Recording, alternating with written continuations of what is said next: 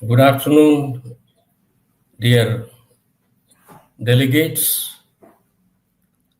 and a galaxy of academicians who have gathered here for the 3 days international conference on Kadamba and their times. I'm extremely happy to be part of this seminar and also thankful to Professor Padigar for creating an online platform to present my paper. Unfortunately, I couldn't be there, and there's a great opportunity for me. And I thank the chairperson and others for giving me an opportunity to be part of this 3 day seminar. Calligraphy, the subject which I am going to deal about is about the calligraphy of Kadambas and the contemporaries in South India. And before I come to the subject proper, I wish to share a few words. As a part of the 158th year of Archaeological Survey of India celebration, apart from other programs, both the branches of the Archaeological Survey of India were asked to have an exhibition, calligraphy exhibition, which included Arabic and Persian and Sanskrit and Dravidian inscription. So while going through the photographs and other thing, it generated a lot of interest in me. That's how I have this subject fascinated me.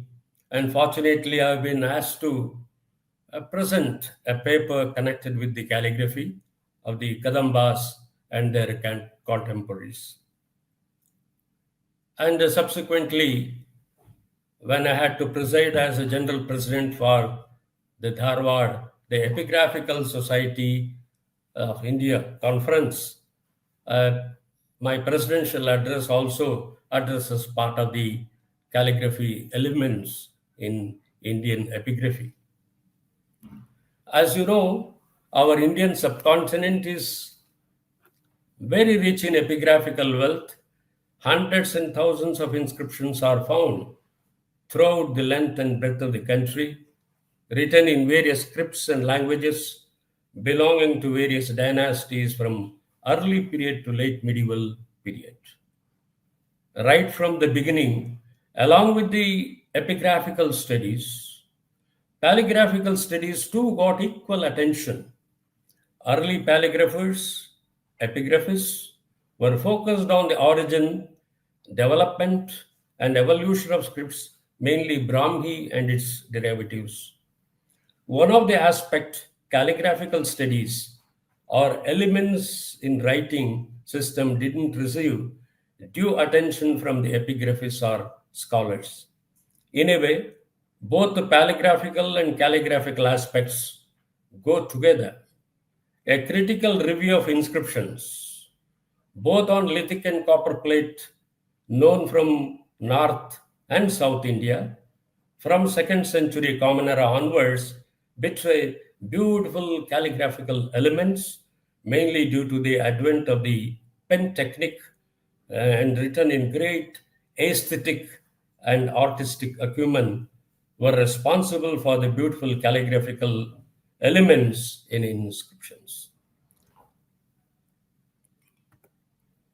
It's a matter of common understanding that the term calligraphy is normally associated with the Arabic and Persian inscriptions. But when we take a look at our vast epigraphical wealth, particularly of early Sanskrit and Dravidian language inscription written in various scripts and languages, we realize that there are also beautifully engraved inscriptions. Calligraphy means that which is written or engraved beautifully.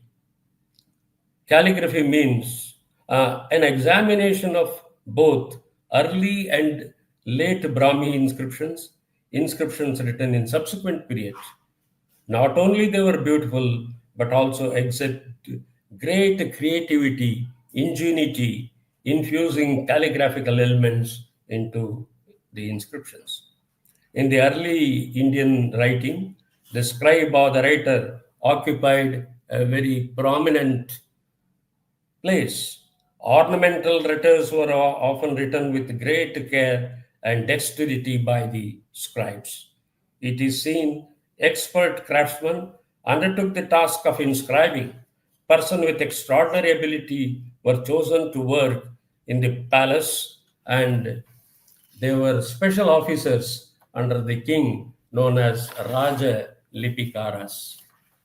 The Lipikaras were sometimes really very skillful at their work and naturally took great pride in their execution. Once Sukshma Shiva from the Gauda country, engraver of the upside inscription of Aditya Sena, describes his letters as beautiful. Vikatakshara, a scribe from Vijayawada, engraved a charter of the Eastern Chalukya king Narendra Mrigaraja is styled Akshara Lalitacharya, expert writer of beautiful letters. Letters and distinct are bold compared to pearls and gems in all Indian languages. A scribe Mahidara compares the letters of an inscription engraved by him to the stars in the sky. Thus, there are many inscriptions which eulogizes the scribe who are responsible for engraving beautiful inscription. The introduction of pen technique of writing ushers in a paradigm shift in art of writing, which can be seen in the Mathura inscription of Shodasha in the north. And it opens up a new horizon for beautiful writing. There are some beautifully engraved inscriptions from Sanati, Nagarjunakonda, and Nasik belonging to 2nd century Common Era. The beginning of the 4th century Common Era,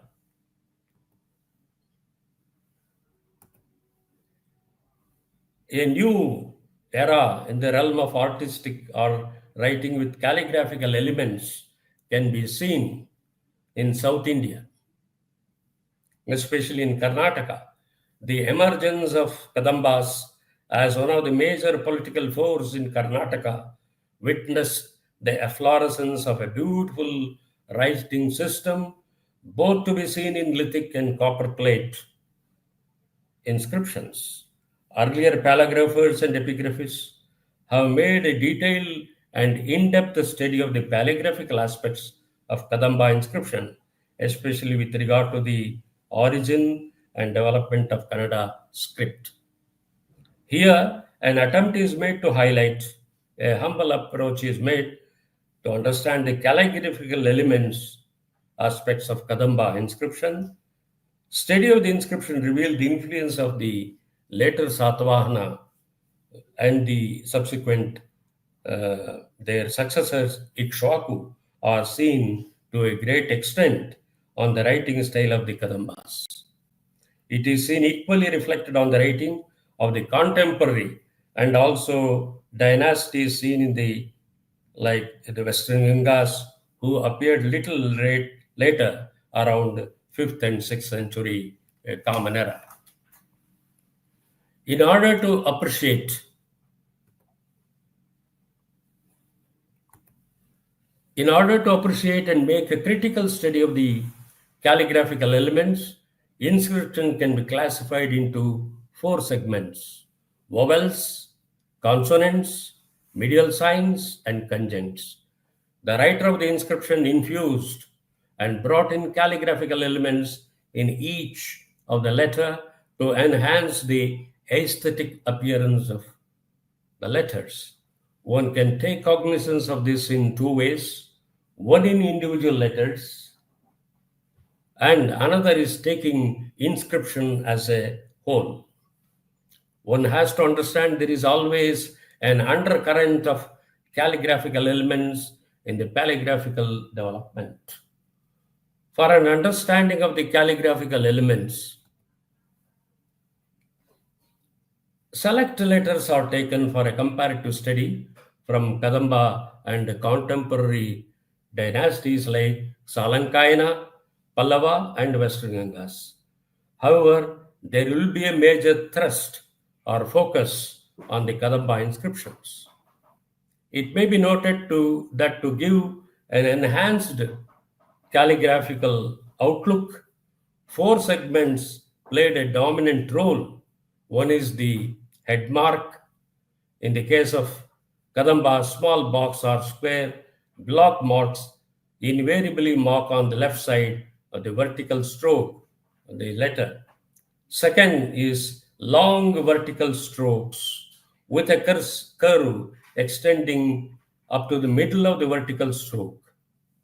The third aspect is beautiful curves appearing as medial signs, both on the top of the letter and bottom vertical strokes and letter. And lastly, the loops in the form and dents and the wavy lines also add to the calligraphical aspect. Mention may be made here. A few selected letters are taken for the study, for analysis. Outlines, vowels and consonants highlight the calligraphical elements seen in Kadamba, Salankayana, Pallava, and West Ganga inscription. Among the vowels,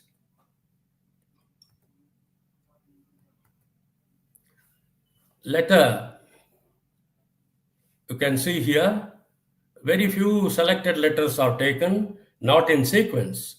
Among the vowels I have chosen here A. You may see the box appearing here and taking a curve. And in the Salankayana phase, the curve is much deeper and gives almost touches the hook, lower hook of the letter A. And these are the things you may see. I have tried to juxtapose the each letters, because wherever the calligraphy elements are there, those letters only are chosen. So among the vowels, A seems to be having some the calligraphy material. So that's why I have tried to illustrate here. Here you can see the letter Ka in different periods, how during the Kadamba, and individually also you can appreciate each letter, and as a whole when you see the inscription. Here I have a three-pronged approach. One is the charts highlighting its importance, and then few I copy of the inscription, and the original inscriptions are also have tried to display here so that you can appreciate it better.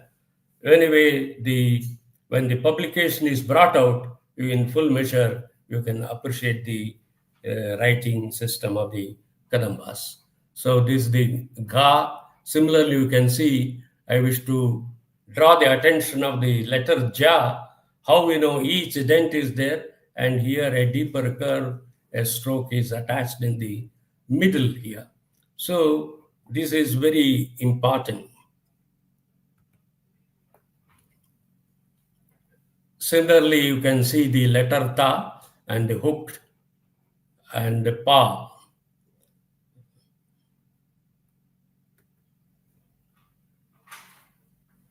Another aspect dealt in the sequence is ornamental evolution in the South. Dr. Ahmad Asandani, in his work, Indian Calligraphy, has beautifully dealt this aspect by select a few letters like A, Ka, Na, like that he has taken, you can see in the chart. So these are the ornamental letters, specifically he has chosen from the South and tried to highlight here, which I have also tried to explain in this letter A, Ka, Na, and such letters. And especially in the letter, you can see La, it takes a very deeper curve. So here you can see the letter calligraphical elements, the vowels, consonants, conjuncts, the Kadamba inscriptions. So after examining some of the inscriptions I have chosen, as you see the box is a small blockhead you can see here, and normally Sometime, the lower curve will be angular, sometime it will be cursive also.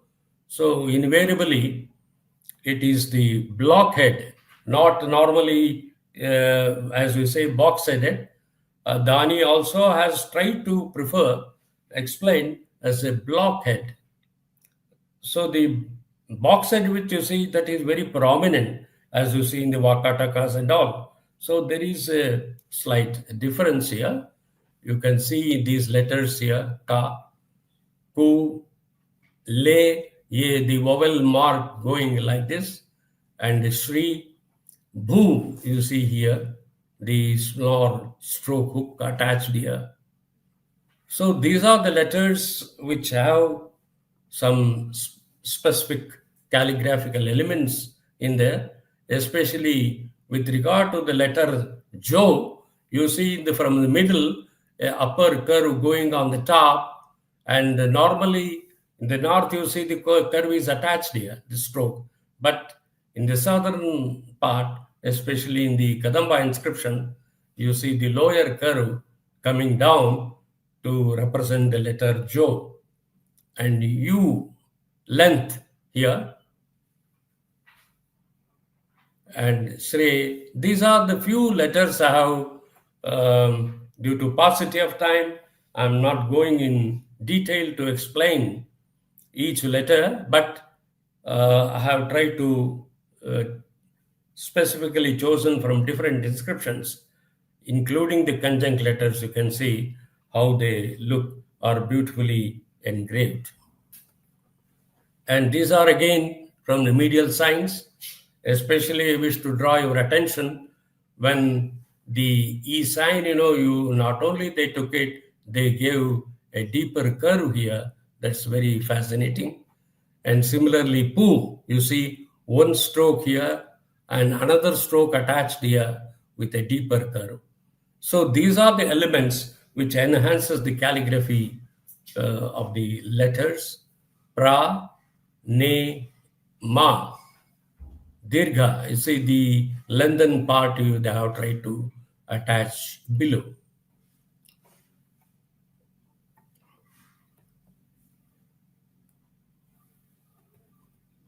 Again, medial signs you can see here.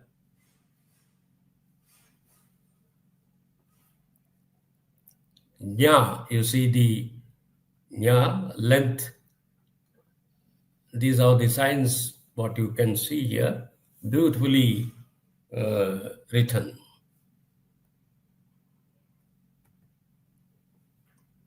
And similarly, some of the letters again I've tried to show whether it is a medial sign or conjunct, how they have beautifully tried to write so that it look as the beauty here. So for a detailed understanding of the calligraphical elements, chart is prepared to appreciate, understand vowels, consonants, conjunct. When we take individual letters for analysis, we come to know how engraver bestowed attention in delineating each stroke diligently and perfectly are well exemplified in many of the Kadamba inscriptions. It's the best calligraphical to be seen in Talagunda. There are many. In that way, we can make two categories. The lithic are also equally good, and the copper plate charters. So the Talagunda inscription of Kakustavarman. So this is the I copy. How nicely the prepared. I've taken from C. Sivaramurthy's work. So beautifully written, giving attention to individual letters in forming the letter forms. And these are again the Kadamba charter, Kadamba copper plates.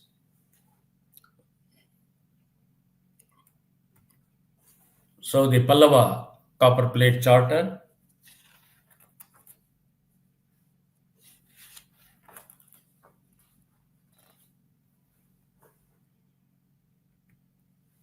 Western Ganga plates.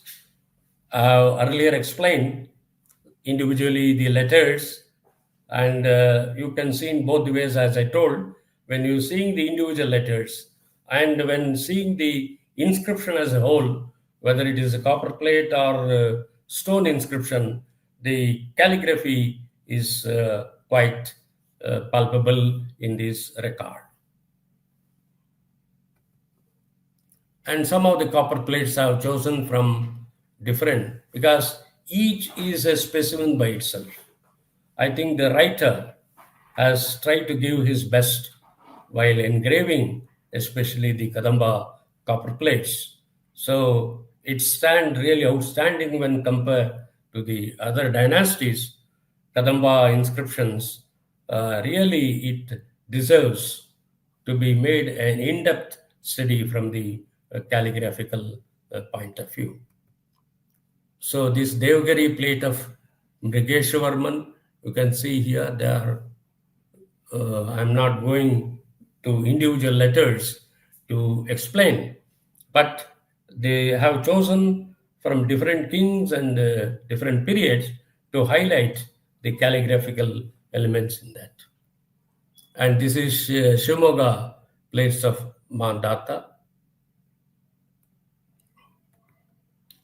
And the Gudnapur, I couldn't access a very good photograph. However, I think in the publication, necessary care will be taken to bring in the best of the best photographs that are available for us. Again, this Halsey plates of Ravi Varman and the Devgiri plate of Kakustha Varman and Yuvaraja. So each has its own. Here you can see normally in almost all the copper plate charters you have seen that blockhead, but rare you see, you can see the triangular head mark wedge shape, you can see here. It's very different. It appears something unique, either from the calligraphical aspect or from the calligraphical point of view. This proved to be something very different. You may see that the triangular head marks are seen in this. Something similar to the nail head mark to be seen. So this Banavasi inscription of Mrigeshavarman, I think we'll all try to give the best photographs in that publication. And Simhavarman, I have tried to bring in some of the copper plate charters. Chukuttur grant of Simhavarman.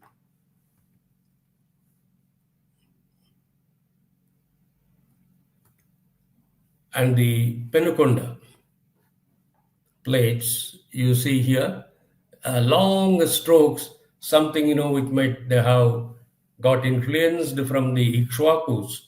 You see the very long strokes are formed, vertical strokes, and similarly the cutting letter Sya, how nicely they have tried with a dent even below.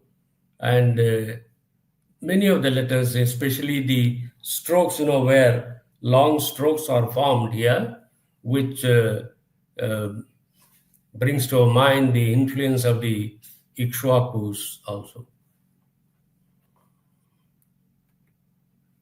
So Durvinita,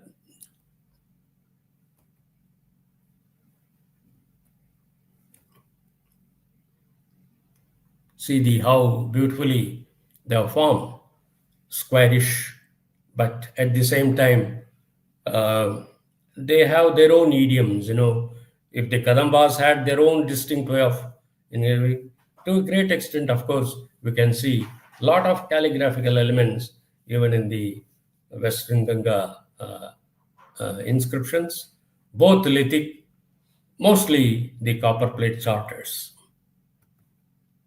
And as a way of concluding, I wish to say when it comes to Hoysalas, though it is not, I'm going little far from that, but every stage, though it is there, and the Hoysalas also had their unique style of writing. These are some of the letters you can see. In the end of the charter, you can see the long strokes are formed, especially the conjunct letters, and